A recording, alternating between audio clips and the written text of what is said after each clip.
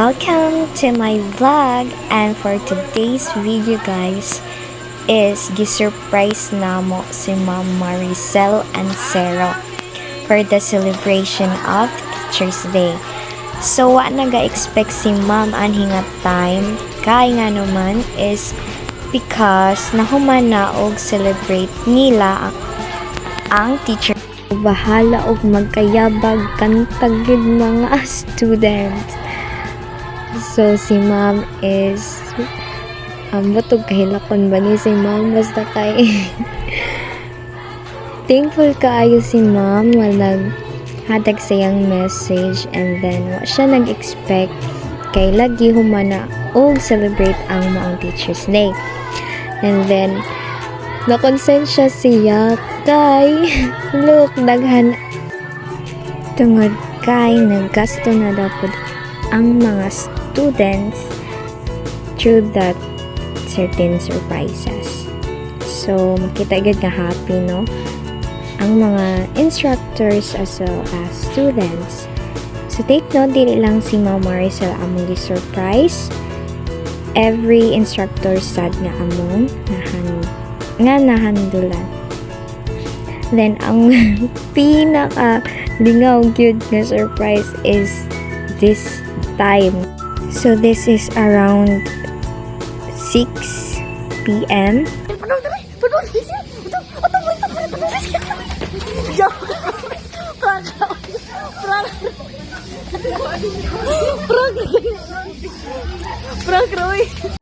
O diba spotted pa kayo kung ningdagan dadto nya prank card ay nilay.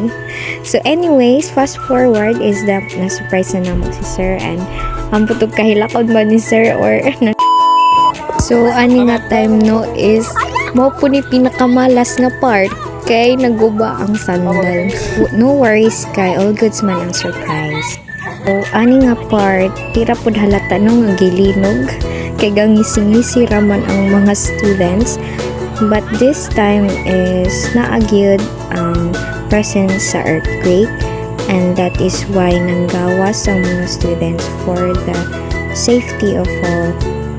And then fast forward ani is gi-declare nga walay klase, and that is the mga dagway sa mga sa mga classmate naho nga nalisang og kariyot kay nilinog lagi ko no, pero gora mga gwapa gihapon ese.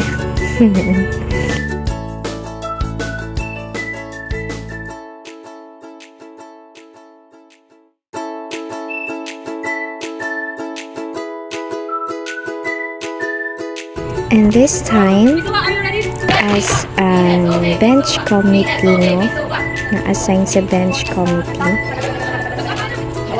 so naami practice ani para sa among bench cheering sa second year Bisua. And this is one of the steppings na i-perform karong office champ para sa bench cheering. Sa to ang choreographer / president, so Miss Lovely Kate. So kita no nga ga-practice gyud todong-todo ang mga person.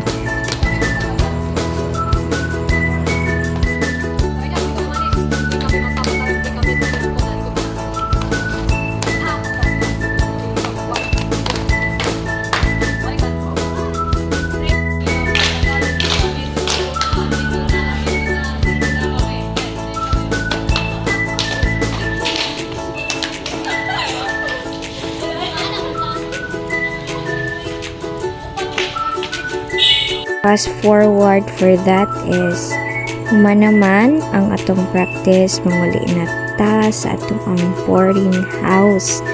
So ani nga time is weekends, and then naman tay responsibility, so wala na makauli-uli ang person sa ilahang hometown, but that's okay as long as ibuhat na ta atong responsibility.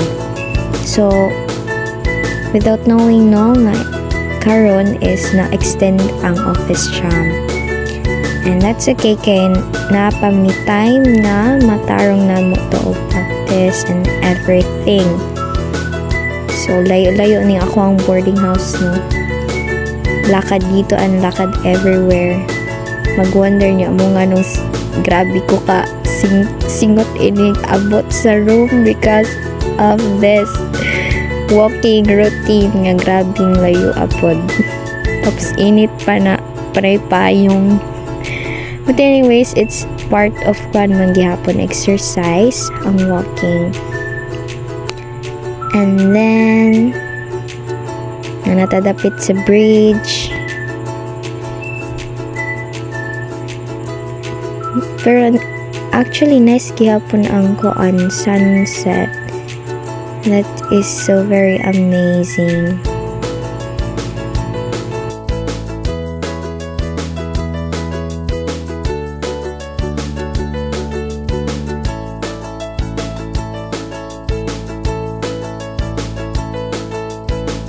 And voila, naabot na ta sa atong boarding house.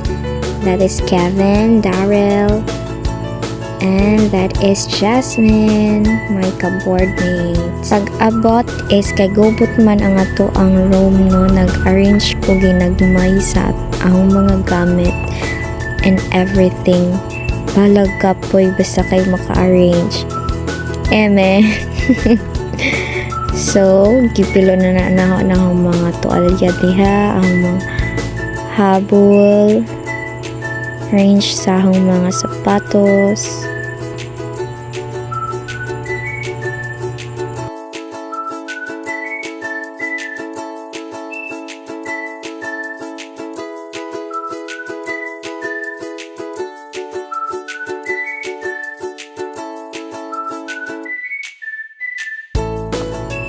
So, ani nga part no, mara kong truan na nagpakikip pa ko na ko sa camera. Sandi good cute. Mga wilingaw. Sa kakapoy. So, gi-arrange na ako ng mga accessories niya. Gipamutang. Para di siya magkalat and everything.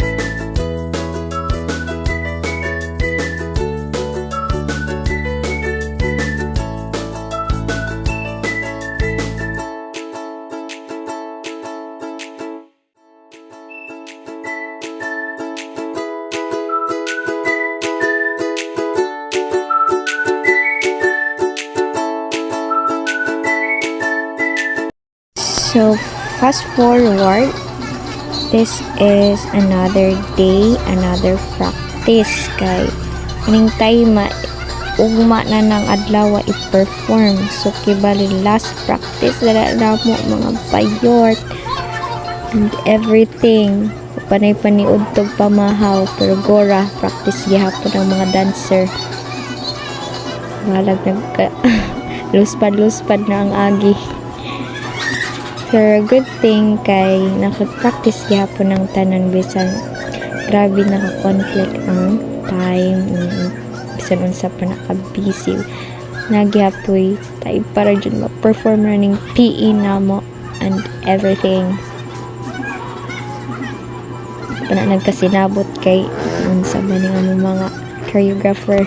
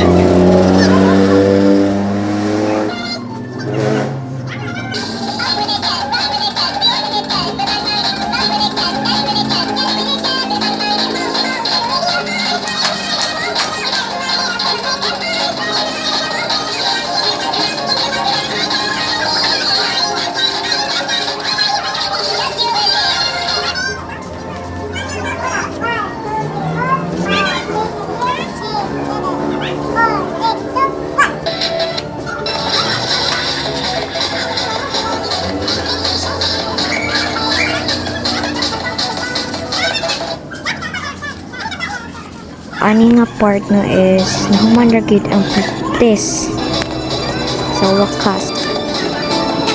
Ani nga time no is padung nami mo simba kaubanahong mga boardmate and amiga. So adlong Domingo ni siya na ano sa Trinidad Church ni attend og misa or mass.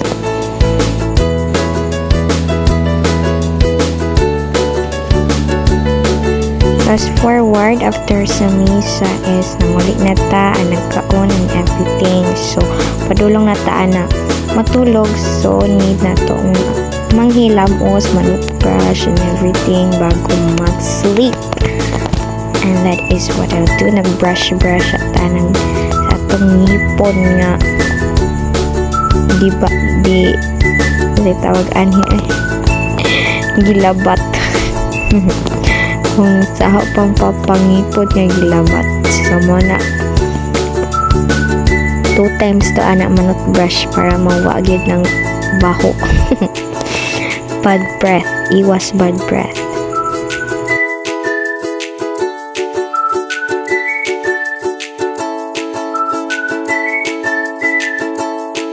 After ng brush sa tungipon, nang hilamos na dayon ta para makatulog na ta na everything. Natagak pag yun ng aho ang sabon. Mga dugay pa ko anong punit nawa. Okay, gors. Lapot ko ta ng imuang mga hugaw sa naong baji.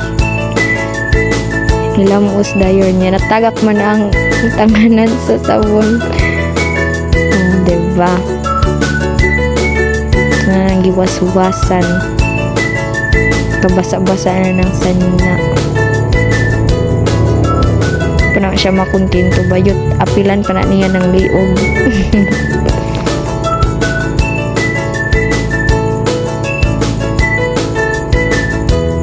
Kuwang na lang maligo na lang siguro ko.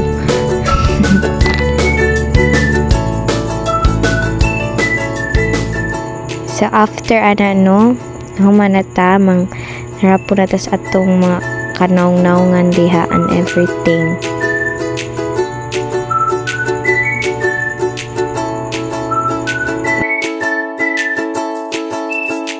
After na to og hilamos, apply dayon ta ng cleanser. So, diba? Super ka-arty. Nang-apply tayo ana og dili sponsored. So, silka na siya nga green. Pero nakalimot ko. Papaya man ata ni. Yeah, papaya. So, nato na after na is suri-suri pa ko and then wala nang lingkod. Nanudlay na dayon si Rapunzel sa iyang pinakataas nga hair. Pinakataas, char.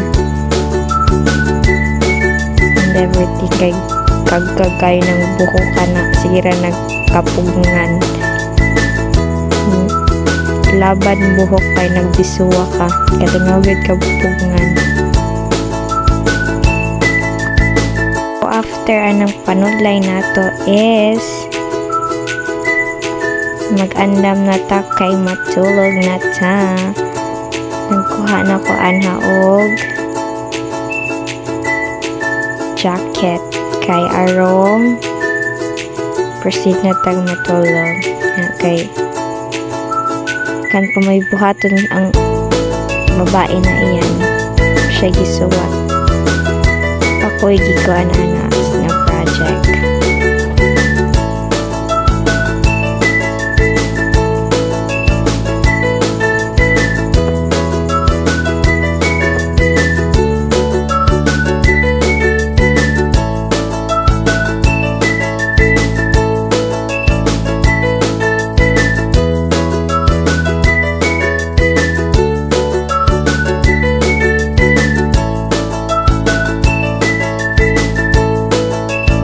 So, ani nga part no is ready nga ta para mag daily rosary.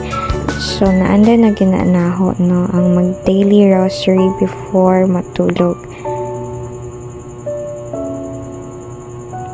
So kasagaran it takes like 20 minutes usa mahuman, but then kaharang ni siyang time lapse.